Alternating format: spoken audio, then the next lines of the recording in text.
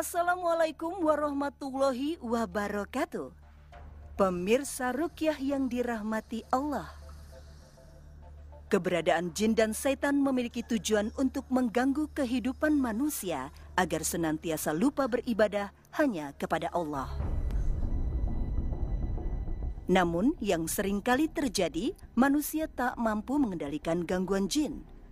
Bahkan, gangguan jin dapat kembali datang ketika benteng keimanan sedang melemah. Seperti halnya kasus yang menimpa wanita asal kota Bandung, Yayan. Gangguan jin kembali mengusik dirinya meski ia pernah menjalani terapi ruqyah sebelumnya.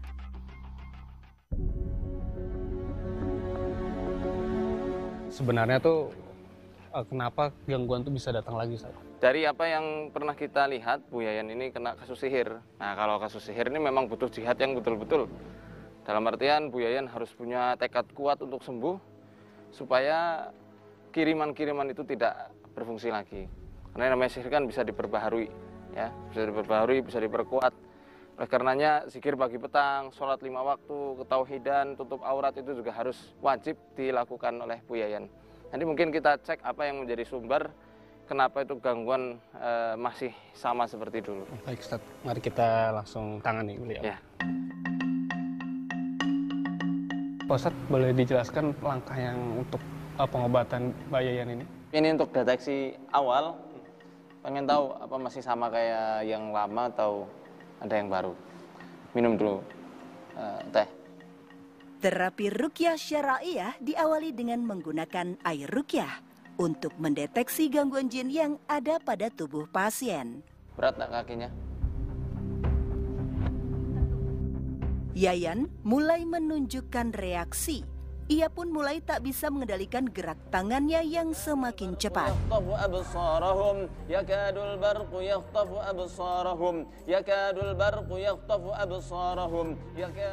Ayat suci Al-Quran terus dibacakan oleh Ustadz Faizar. Pun reaksi yang ditunjukkan oleh Yayan semakin kuat. Ini sihir pakai hawaiyun, ya, pakai udara. Ya, saya yakin sekali. Dan tujuannya itu supaya untuk menjauhkan Bu Yayan. Pertama, dari orang-orang yang terdekat dengan Bu Yayan. Orang-orang yang bertemu dengan Bu Yayan ini seakan-akan jadi benci. Benci tanpa ada sebab. Untuk ayat yang Ustaz bacakan yang berulang-ulang itu ada maksud tertentu, Ustaz? Ayat yang tadi saya baca, Al-Baqarah ayat 20. Tentang firman Allah Subhanahu wa Ta'ala terhadap orang-orang kafir.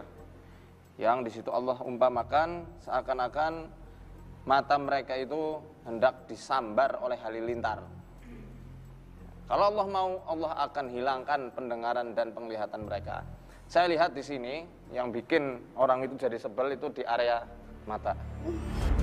Nah, nih, kan langsung kena di area sini dia bercokol.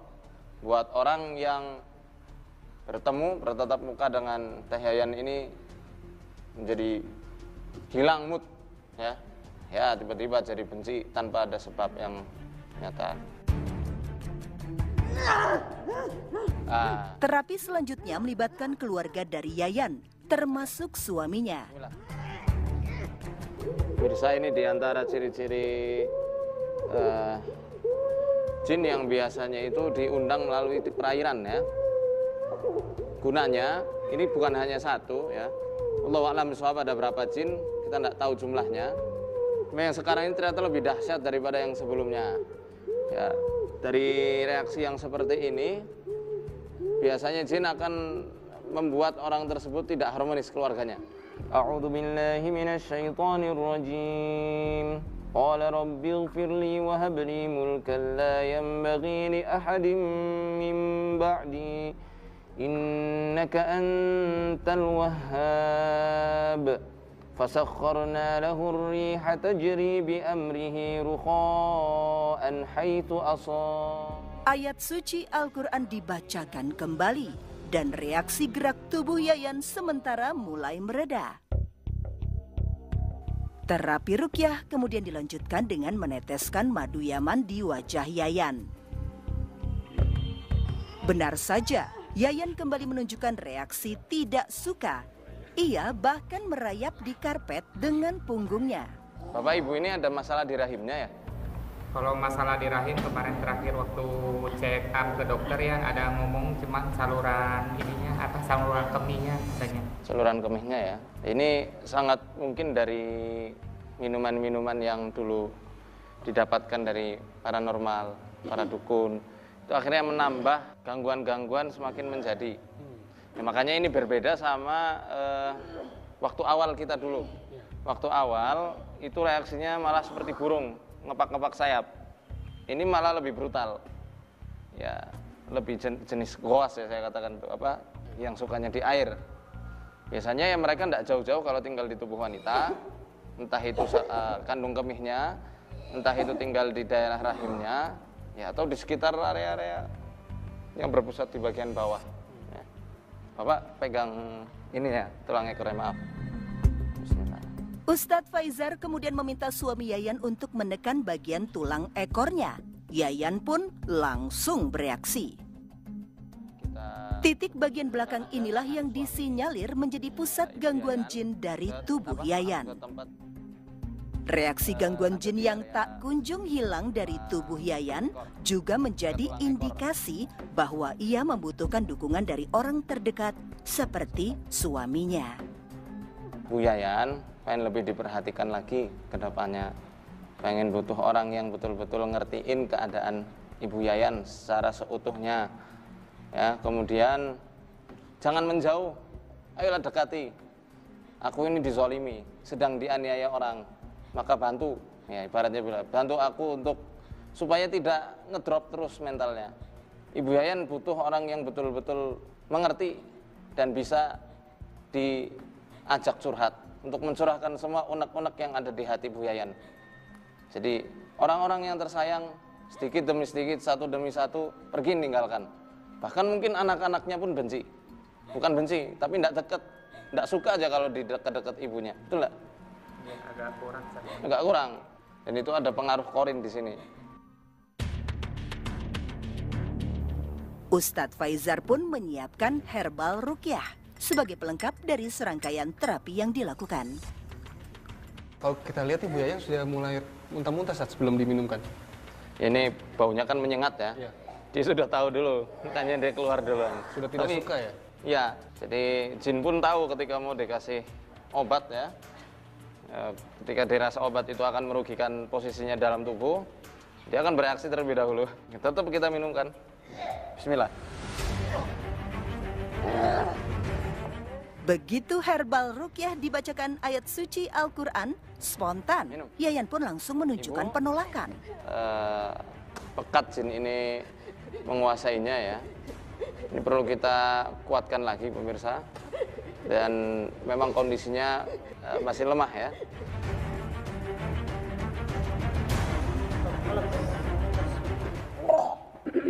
Ya pemirsa, kalau mungkin ada yang mencoba haltid ini di rumah, nggak semuanya muntah ya. Ada yang keluarnya nanti lewat air seni, dan itu jangan heran ketika keluarnya sangat banyak, agak menguning dan mengeluarkan bau yang lumayan menyengat. Itu tidak masalah, itu juga proses pengeluarannya, tidak selalu lewat muntahan. Nah ini alhamdulillah sudah bisa beristighfar.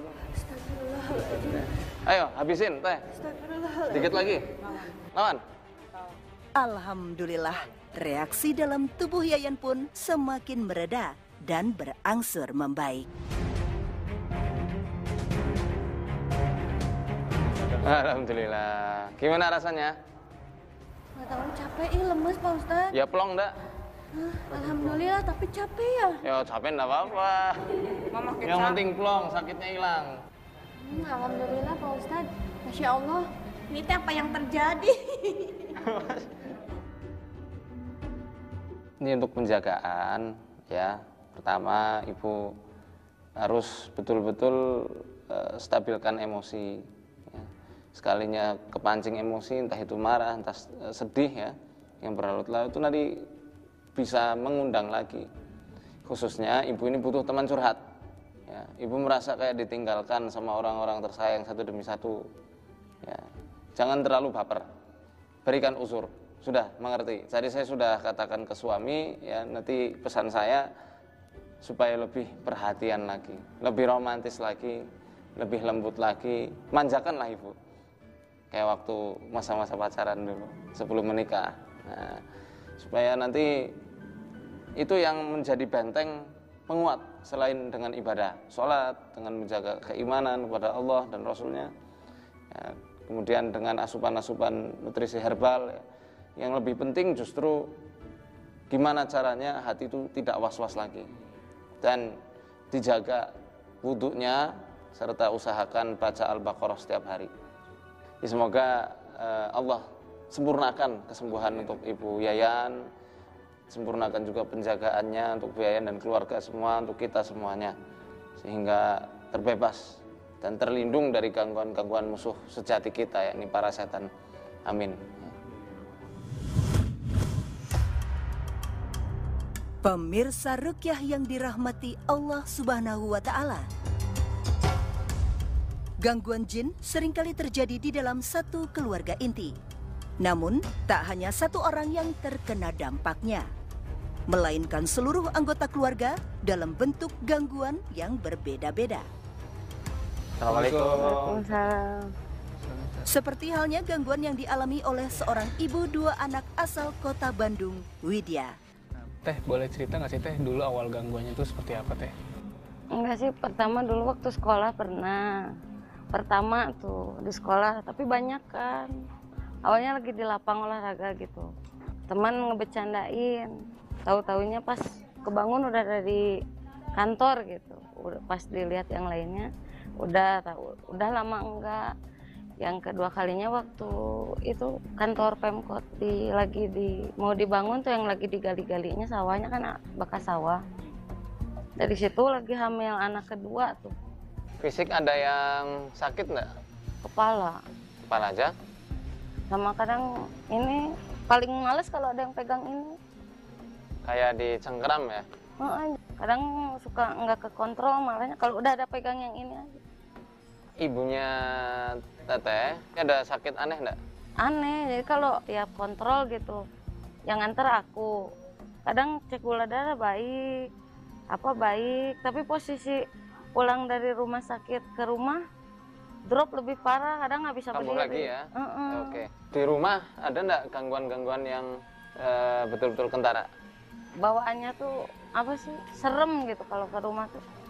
Ada nggak daerah khusus di rumah itu yang bikin Teteh sama keluarga semua itu nggak enak? Mungkin di kamarnya atau di TV sama di ruang TV, ruang keluarga ya? Oke. Nanti kita cek lebih lanjut Mas Ega. Kalau hanya dari cerita, Allah alam, kita hanya baru bisa menerka-nerka saja.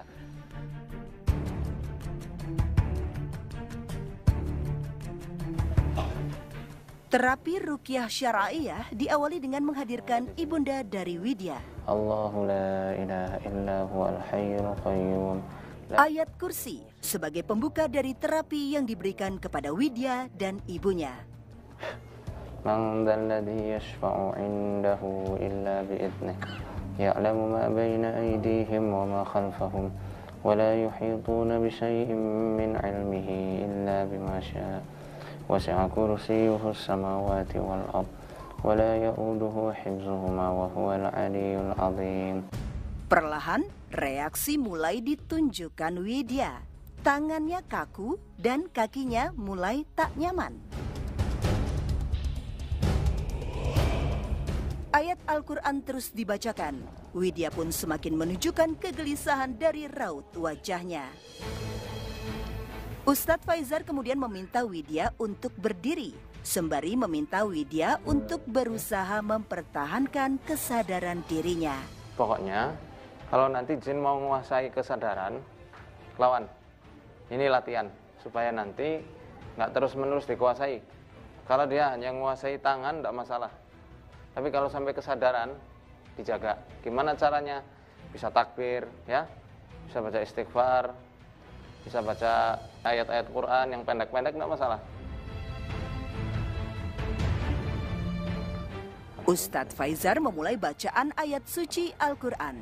Dan dalam hitungan detik, Widya tak mampu menahan tubuhnya. Kita bisa lihat pemirsa, gejalanya sama, ya khususnya yang di sini. Lebih cenderung yang ada di area otaknya. Ya. Jadi jempol itu menjadi kendali menurut versi mereka. Ya. Jari mana yang lebih dekat dengan itu, yang menyatu ya, itu yang biasanya dikunci. Ada dua di sini. Pertama, kepikiran, cukup di sini saja, titik khoisum. Ini bisa kita usir menggunakan habatus sauda yang cair. Adapun yang ini kita bisa lihat, ini ada satu organ khusus, yakni di usus 12 jari. Ya, adiknya sini. Kita minta tolong adik kandungnya, pegangnya daerah mencernanya. Bismillah. Kalau seperti ini bisa cari 2 jari di bawah pusar. Ya, coba cari pusar kakaknya. Ya, sudah ada 2 jalur yang dia itu porak-porandakan. Pertama, imunitas dirinya, sehingga teteh mungkin sering dibuat sedih secara psikologis. Ya, oleh karenanya pikiran kena dan di area bawah juga kena. Terapi dilanjutkan dengan meneteskan habatus sauda ke dalam lubang hidung untuk mengembalikan kesadaran Widya. Keluar. Udah dibilangin nggak mau keluar. Hidung menjadi pusat persembunyian jin untuk menghalangi kesadaran pasien. Jadi bacaan Al-Quran dari keluarganya pemirsa, khususnya dari ibunda, dari adik kandung Teh Widya, karena hubungan batin yang dekat, efeknya lebih maksimal. Maka alangkah baiknya setiap keluarga harus bisa yang namanya ruqyah syar'iyyah. Pengobatan paling baik sebenarnya justru dari keluarga ke keluarganya. Tanpa diduga, efek gangguan jin dalam tubuh Widya menular ke adik kandungnya. Mau muntah? Jangan khawatir. Ya, setan itu lemah. Ibu dipeluk. Bismillah. Dan dalam hitungan menit, Widya kembali sadar dan memeluk ibunya.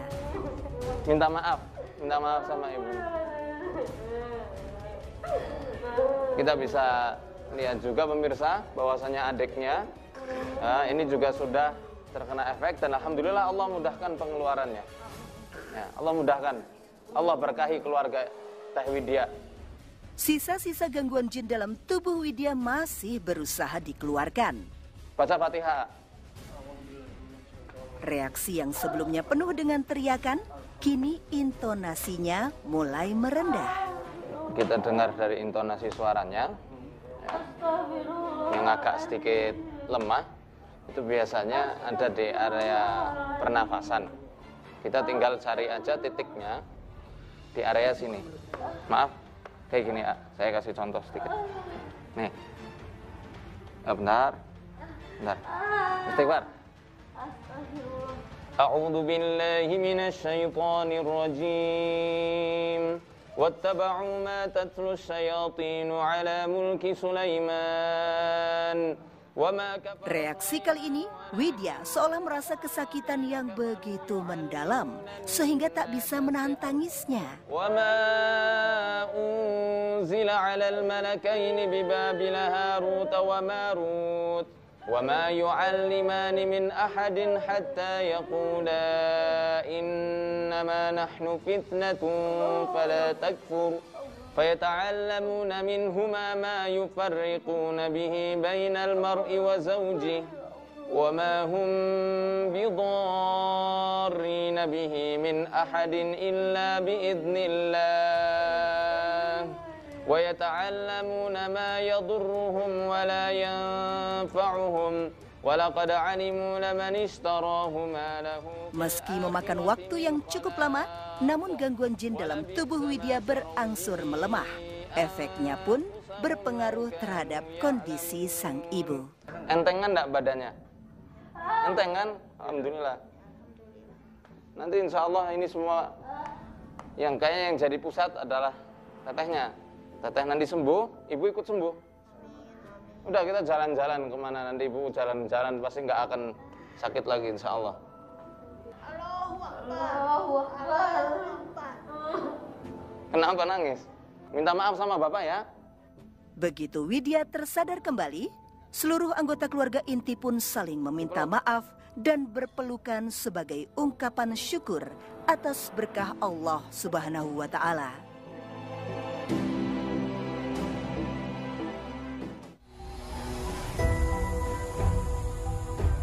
Ustadz Faizar kemudian meminta orang tua Widya untuk mencoba perlahan berdiri. Oh, Allahu Akbar. Allahu Akbar. Allahu Akbar. Masya Allah, Ibunda Widya pun dapat kembali berdiri dan berjalan. Lari, betul lari. Ayo lari. Nah. Allahu Akbar, takbir. Allahu Akbar.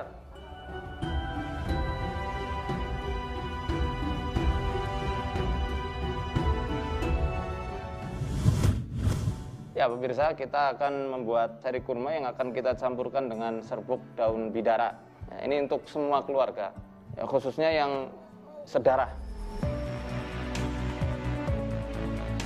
Kemudian ramuan herbal diberikan kepada keluarga Widya sebagai penutup dari rangkaian penyembuhan dengan terapi ruqyah syar'iyah.